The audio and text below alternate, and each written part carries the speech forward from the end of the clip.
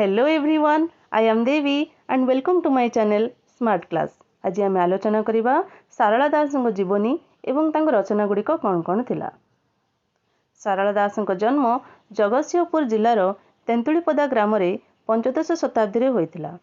तांकर प्रकृत नाम हेउची सिद्धेश्वर परिड़ा, पिता जशवंत, भाई परशुराम। सारला दास को शूद्रमुनि उपाधि मुक्ति मंडपर पंडित माने देथिले एवं सारला दास को परिडार उपाधि राजा कपिलेन्द्र देव देथिले।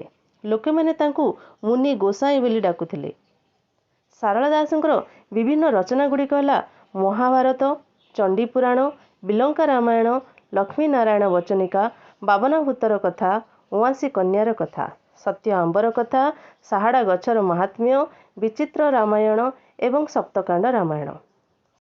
समसामयिक हेउचंदी कपिलेन्द्र देव एवं पुरुषोत्तम देव। सारला दासंकर प्रकृत नाम सिद्धेश्वर परिडारू सारला दास किपरि हेला। सारला दास जेहेतु सारला सबुठ बड़ भक्त थिले तेणु से निजको सारला बोली विवेचना कराले। दासर अर्थ होची भक्त। सारला सबुठ बड़ भक्त होइथिबारु से निजको सारला दास बोली परिचित कराले।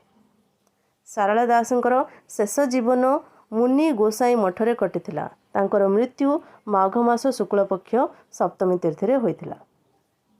जदि मोर वीडियो आपनको भल लागुची तेबे लाइक करंतु, सब्सक्राइब करंतु एवं सांग मानकु शेयर करंतु।